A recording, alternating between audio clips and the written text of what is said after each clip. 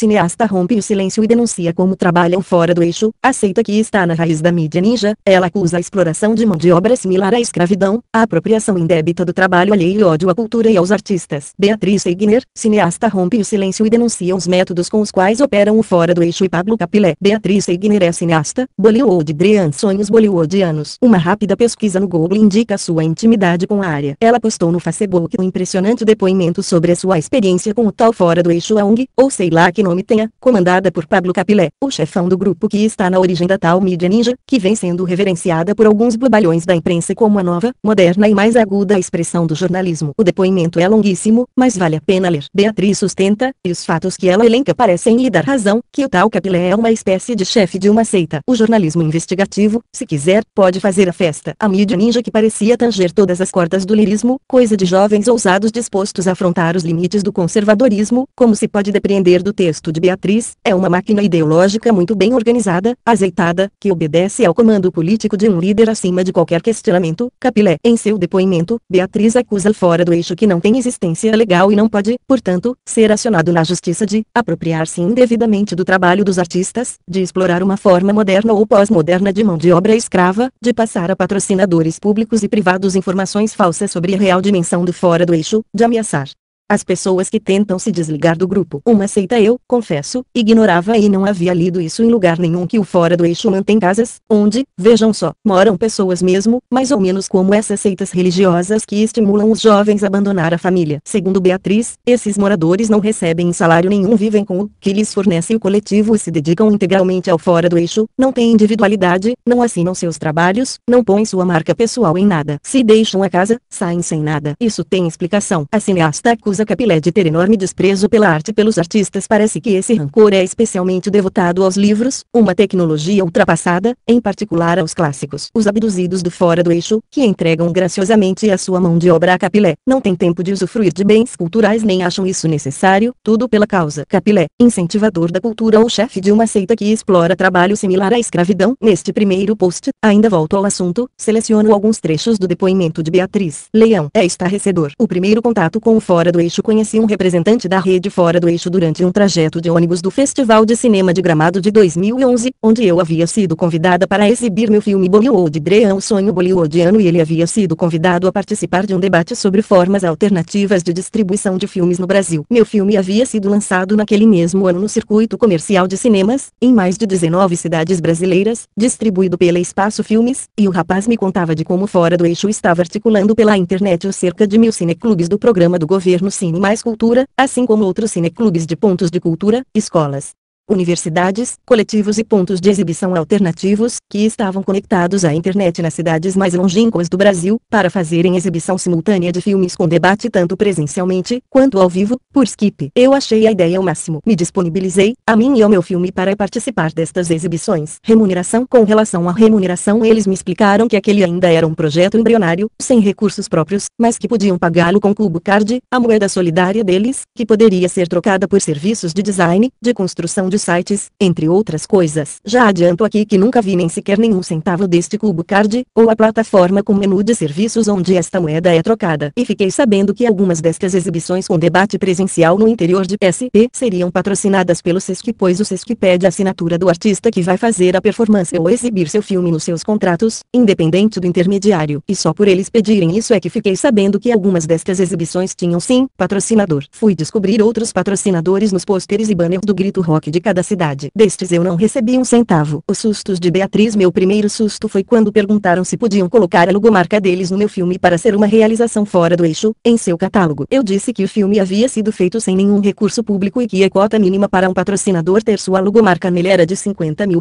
Eles desistiram. O segundo susto veio justamente na exibição com debate em um Sesc do interior de SP, quando recebi o contrato do Sesc, e vi que o fora do eixo estava recebendo por aquela sessão, em meu nome, e não haviam me consultado sobre aquilo. Assinei o contrato minutos antes da exibição e cobrei do Fora do Eixo aquele valor descrito ali como sendo de meu cachê, coisa que eles me repassaram mais de 9 meses depois, porque os cobrei, publicamente. O terceiro susto veio quando me levaram para jantar na casa da diretora de marketing da Vale do Rio Doce, no Rio de Janeiro, onde falavam dos números fabulosos, e sempre superfaturados, da quantidade de pessoas que estavam comparecendo às sessões dos filmes, aos festivais de música, e do poder do Fora do Eixo em articular todas aquelas pessoas em todas estas cidades. Falavam do público que compareciam a estas exibições e espetáculos como sendo filiados a eles, ou como se eles tivessem qualquer poder sobre este público. O mundo do pensador Capilé, ou ele precisa de duto, de esgoto. Foi aí que conheci pela primeira vez o Pablo Capilé, fundador da marca Rede Fora do Eixo. Até então haviam me dito que a rede era descentralizada, e eu havia acreditado, mas imediatamente, quando vi a reverência com que todos o escutam, o obedecem, não o contradizem ou criticam, percebi que ele é o líder daqueles jovens e que, ao redor dele, orbitavam aqueles que eles chamam de cúpula ou o primeiro escalão do FIDE. Capilé dizia que não deveria haver curadoria dos filmes a serem exibidos neste circuito de cineclubes, e que ele era contra pagar cachês aos artistas, pois, se pagasse, valorizaria a atividade dos mesmos e incentivaria a pessoa lá na ponta da rede, como eles dizem, a serem artistas e não duto, como ele precisava. Eu perguntei o que ele queria dizer com duto, ele falou sem a menor cerimônia, duto, os canos por onde passam o esgoto. Eu fiquei chocada, não apenas pela total falta de respeito por aqueles que dedicam a maior quantidade de horas de sua vida para o desenvolvimento da produção artística,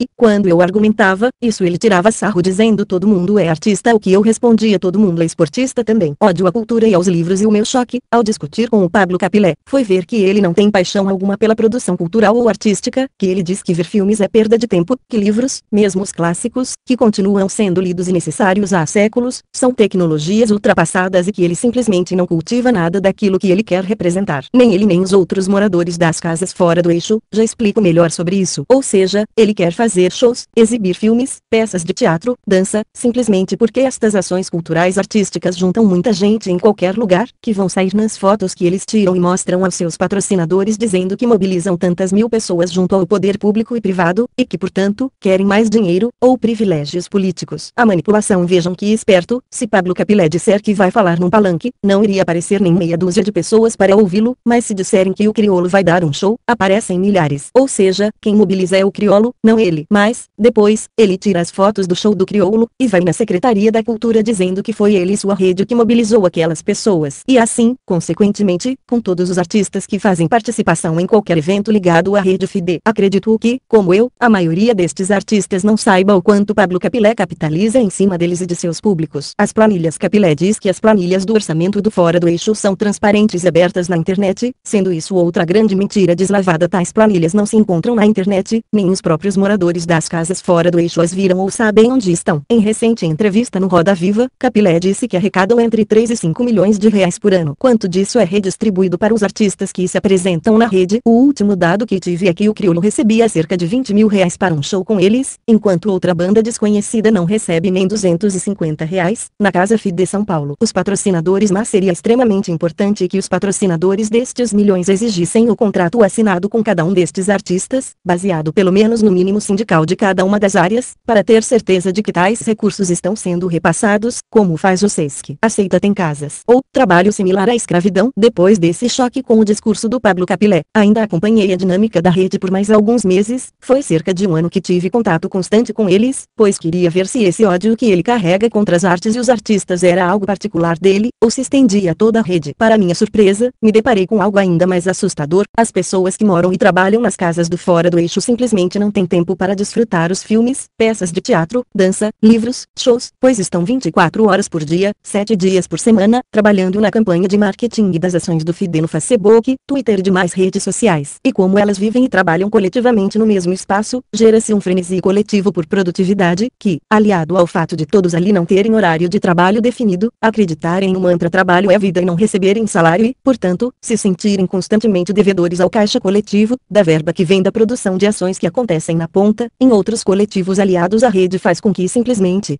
Na casa fora do eixo em São Paulo, não se encontre nenhum indivíduo lendo um livro, vendo uma peça, assistindo a um filme, fazendo qualquer curso, fora da rede. Quem já cruzou com eles em festivais nos quais eles entraram como parceiros sabem do que estou falando, eles não entram para assistir a nenhum filme, nem assistem e participam de nenhum debate que não seja o deles. O que faz com que, depois de um tempo, eles não consigam falar de outra coisa que não seja deles mesmos. Abre parênteses. Expropriação do trabalho. Reparei que aquela massa de pessoas que trabalham 24 horas por dia naquelas campanhas de publicidade das ações da Rede FIDE não assinam nenhuma de suas criações, sejam textos, fotos, vídeos, pôsteres, sites, ações, produções. Pois assinar aquilo que se diz, aquilo que se mostra, que se faz, ou que se cria é considerado egóico para eles. Toda a produção que fazem é assinada simplesmente com a logomarca do Fora do Eixo, o que faz com que não saibamos quem são aquele exército de criadores, mas sabemos que estão sob o teto e comando de Pablo Capilé, o fundador da marca. Sem existência legal, a marca do Fora do Eixo não está ligada a um CNPJ, nem de ONG, nem de associação, nem de cooperativa, nem de nada pois, se estivesse, ele Capilé seguramente já estaria sendo processado por trabalho escravo e estelionato, por dezenas de pessoas que passaram um período de suas vidas nas casas fora do eixo e saem das mesmas ao se deparar com estas